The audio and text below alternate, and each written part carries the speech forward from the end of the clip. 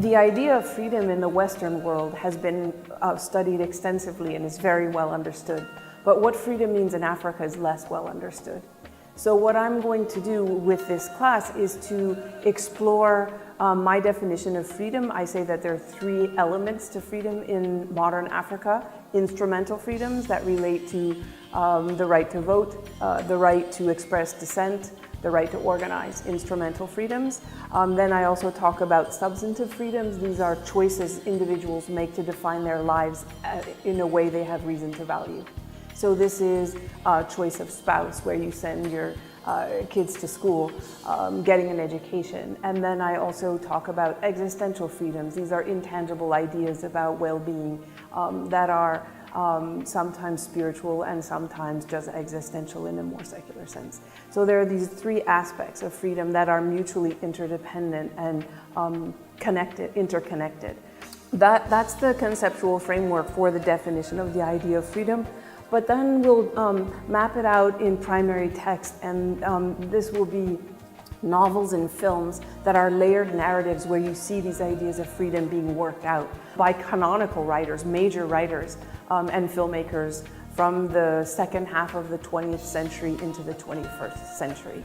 When I first told colleagues in my field that I was going to write a book about freedom with the simple claim that national liberation movements did not deliver meaningful freedom to a majority of Africans. And my colleagues pushed back saying, well, was national liberation about freedom? Wasn't it about political sovereignty? Wasn't it about self-determination? Was there this lofty ideal of freedom, at issue? In order to answer that question, I went into the historiographies of decolonization in Africa, and historians are in agreement that the process of decolonization was definitely about more than just political sovereignty. It was about remaking society. It was about shared prosperity. So historians do see national liberation as a movement or set of movements about broader claims. So this is a very important class for people in the West.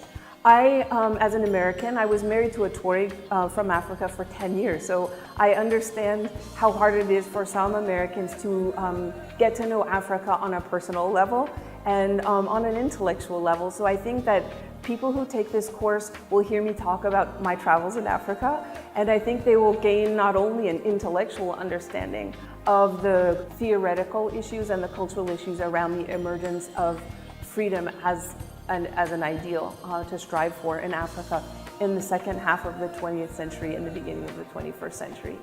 I will also help students become aware of how they look at Africa and bring things up for reconsideration. So I'm confident at the end of this course that people who complete it will have a completely new idea of what Africa is about. I'm really excited to be teaching this course. I hope that you will join me. We're going to be reading canonical works. We're going to be talking about major historical figures.